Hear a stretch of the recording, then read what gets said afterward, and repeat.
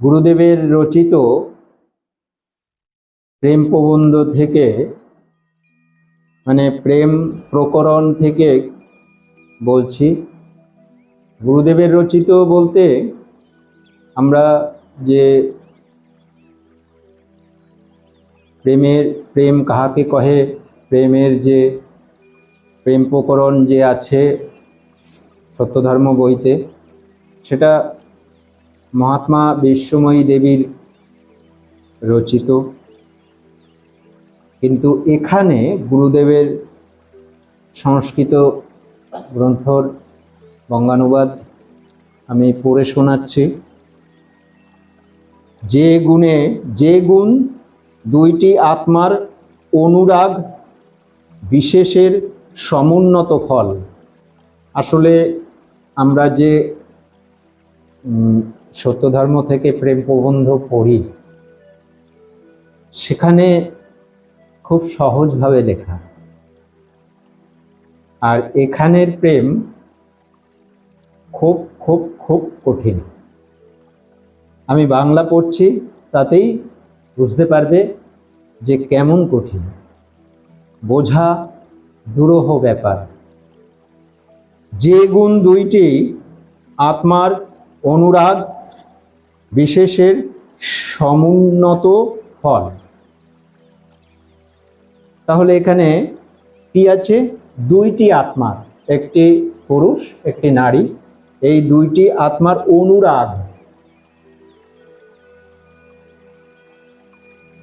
অনুরাগ বিশেষের সমুন্নত ফল। ওর এমন একটি ওর গুণ আছে, আর ওর একটি এমন গুণ আছে যে গুণটির মিল আছে। বোঝা গেল এবার বাংলাটা? যে গুণ দুইটি আত্মার অনুরাগ বিশেষের সমুন্নত ফল। বোঝা গেল এবার? যে সমুন্নত ফল, পরিণত অথবা পরিণত, দুটো সমান। আবার পরিণত অথবা যাহা একটি আত্মাকে অপর আত্মায় সংযুক্ত করিতে উপযুক্ত, তাহাকে প্রেম কহে। কঠিন না? ওখানে খুব সহজভাবে আছে। হ্যাঁ, তাহলে এখানে আত্মাকে অপর আত্মায় সংযুক্ত, তার মানে এই আত্মা কোমল আত্মা কঠোর আত্মায় সংযুক্ত হচ্ছে, মানে অভেদ হচ্ছে। আত্মার সংযুক্ত করিতে দুইজন দুজনকে গুণে সম্মান করবে, দুজন দুজনের গুণকে সম্মান করবে। সব গুণ তো ভালো থাকে না, সব আলাদা আলাদা থাকে দুজনার, কিন্তু কোনো একটি গুণে অবশ্যই দুজন, সেটা খুঁজে বের করতে হয়। নিজেরা না পারলে গুরুকে শরণাপন্ন হয়ে আমাদের ওই গুণটা, তাহলে আমাদের সুবিধা হয়। তাহলে সেই দুজনের সেই একই রকম গুণ, সেই তাকে সম্মান করবে দুজন। যে গুণ প্রভাবে সুখে সুখ, দুঃখে দুঃখ, প্রবাসে মলিনতা। প্রবাসে মানে দূরে, প্রবাসে মলিনতা মানে কষ্ট হয় ইত্যাদি। মানে এখানে কিন্তু মলিনতা হচ্ছে পাপ, মলিনতা শব্দ মানে পাপ, তার মানে দূরে থাকলে পাপ হয়ে যায়। স্বামী স্ত্রী দুজন যদি দূরে থাকে অধিক সময়, তাহলে পাপ হবে। আর পাপ বলতে এখানে প্রেমের ব্যাঘাত হবে, মলিনতা ইত্যাদি ভাব হয়, তাহাকে প্রেম কহে। যে গুণ নিত্য ও জননশীল, জননশীল বোঝো তো? জননশীল মানে সৃষ্টি করছে, জনন দ্বারা সৃজন করছে, তার মানে যে গুণ নিত্য, নিত্য হচ্ছে সর্বসময়, ছিল আছে থাকিবে। যে গুণ নিত্য ও জননশীল, তার মানে সৃষ্টি কারক, এবং এককে বহু করিতে এবং বহুকে এক করিতে শক্তিমান, তাহাকে প্রেম কহে। যে গুণের অভাব, যে গুণের অভাব আত্মায় কখনো হয় না, যাহা দুঃখকে সুখে পরিণত করে, যাহা দ্বারা হৃদয় সরস হয়, তাহাকে প্রেম কহে।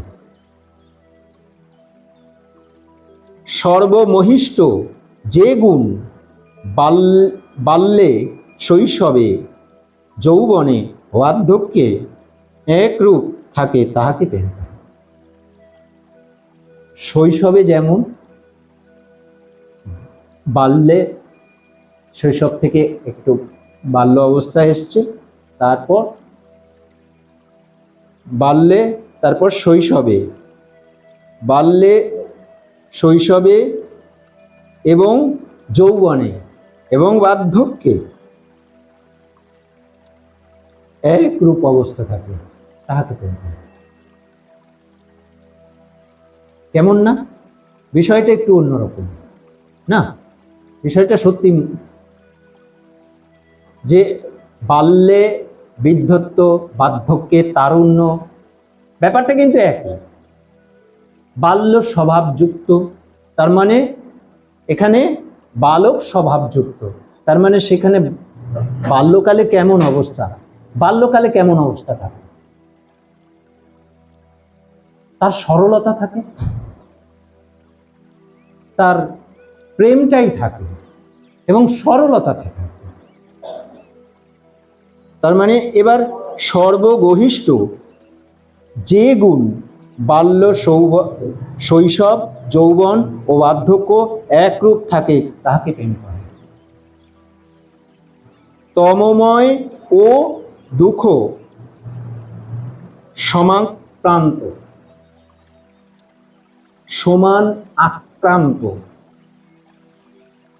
সম আক্রান্ত সংসারে যে গুণ সুখ চন্দ্র তুল্য, চন্দ্রকে এখানে উপমা দেওয়া হয়েছে, যে গুণ সুখ চন্দ্র তুল্য এবং যাহা সমস্ত গুণের মধ্যে গরিষ্ঠ, তাহাকে প্রেম কহে। তমময়, তমাচ্ছন্ন, এটা ভালো না করুন। তমময় ও দুঃখ সমাক্রান্ত, মানে এইগুলো আছে সবগুলো, এই বিকৃতিকর যেগুলো, এগুলো তমগুণ, ভালো না। তমগুণ কেমন? আলস্য, ভালো ভালো না। দুঃখ, দুঃখ ভালো ভালো না। আর এইগুলো হচ্ছে সমাক্রান্ত সংসারে, এগুলো থাকবে সংসারের ভিতরে, একদম আষ্টে পিষ্টে জোরে, মানে একদম চেপে চুপে আছে, ঠিক আছে। যেই গুণ সুখ চন্দ্র তুল্য, সেখান থেকে আবার সুখ বের করা,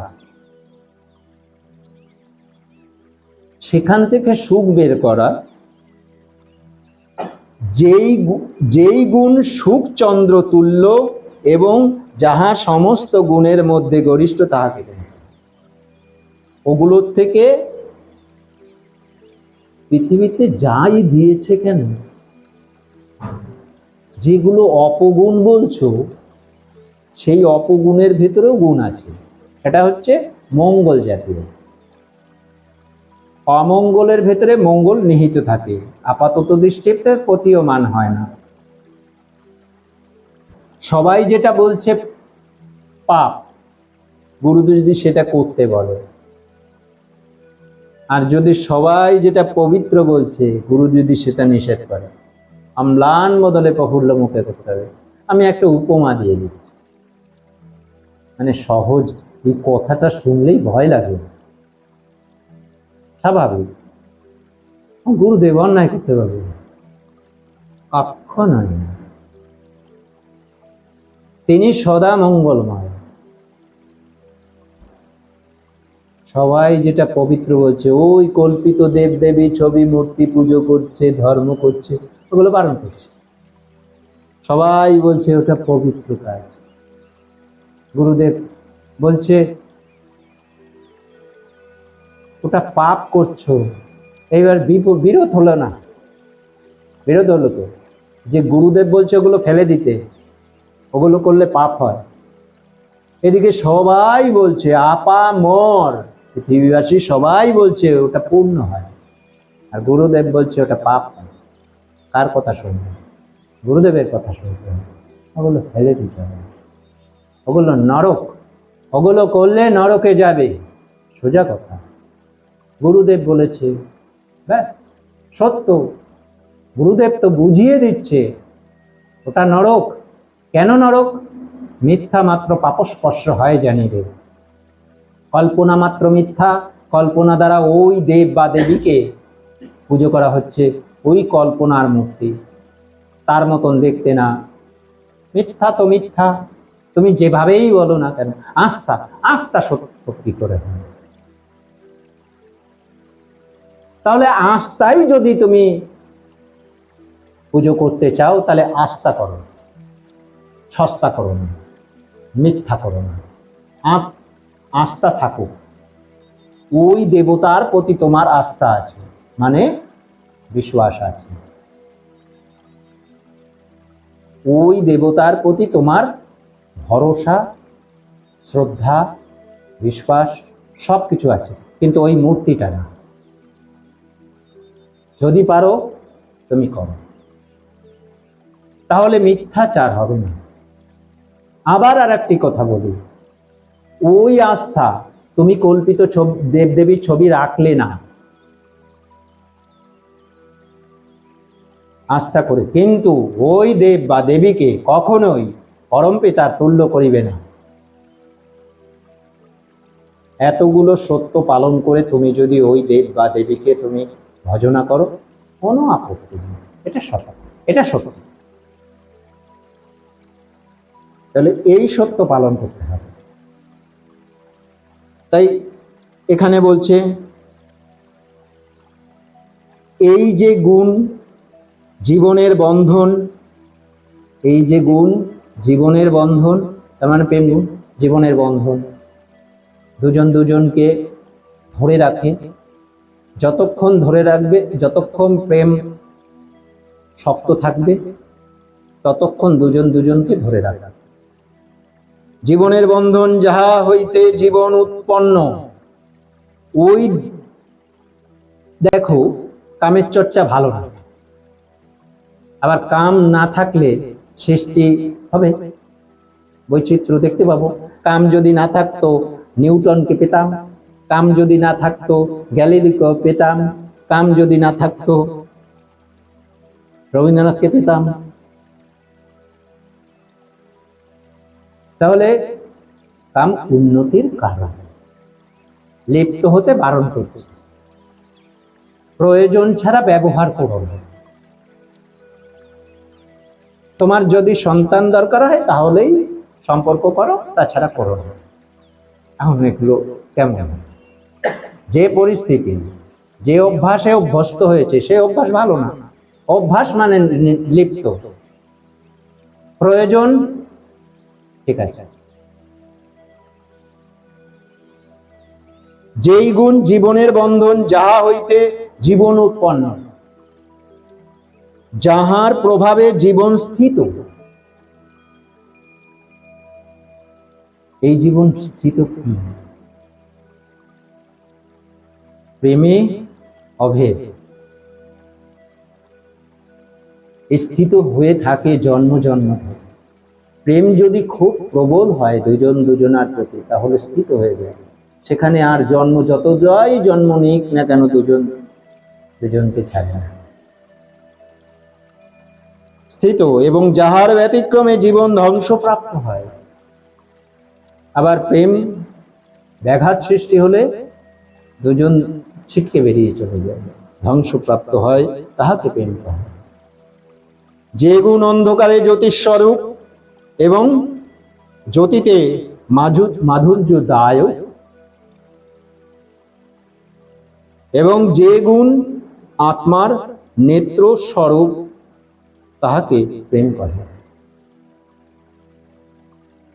যে যে কি বলছে, জ্যোতিতে মাধুর্যদায়ক এবং যে গুণ আত্মার নেত্র স্বরূপ। আত্মার নেত্র এই চোখ না, কিন্তু আত্মা কখন নেত্র, আত্মার নেত্র কখন খোলে? যখন পরম পিতার দর্শন হয়। তাই বলছে আত্মার নেত্র স্বরূপ, তার মানে আত্মার নেত্র কি? তাহাকে প্রেম করে।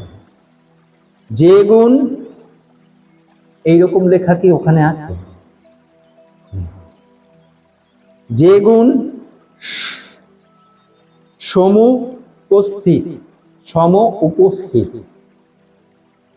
সমুপস্থিত দুঃখে সুখের সঞ্চার করে। দুঃখ হচ্ছে সেইখানে সুখ খুঁজে পাওয়া, এই বড় মুশকিল জিনিস। উন্নত না হলে, একটা উপমা দিই, মহাত্মা নিবারণের ছেলে পরলোকগত হয়ে গেল। তখন মহাত্মা গুরুনাথ এসছে, সান্ত্বনা দিচ্ছে, দেখো পরমপিতা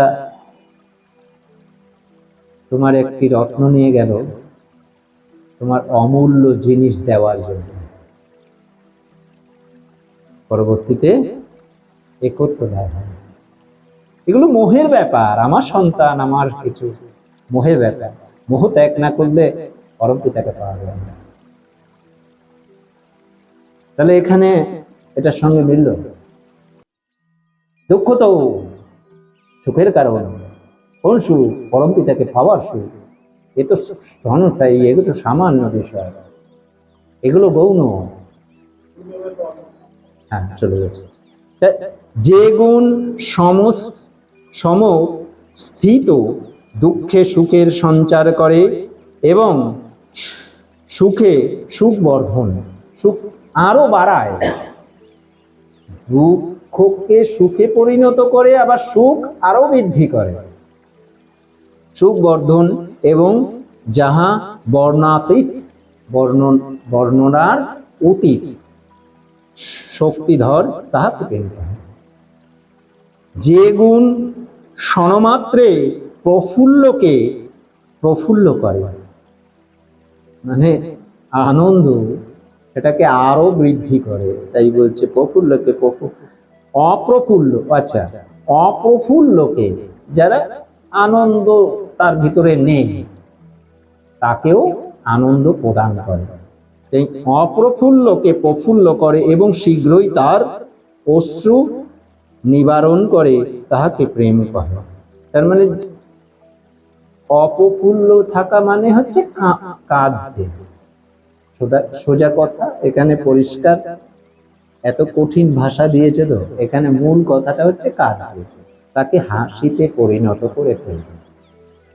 শীঘ্রই তাহার অশ্রু নিবারণ করে, তাহাকে প্রেম করে। যে গুণের প্রভাবে দুঃখাশ্রু সুখাশ্রুতে পরিণত হয় এবং হৃদয়ে অসীম তেজ জন্মে, তাহাকে প্রেম করে।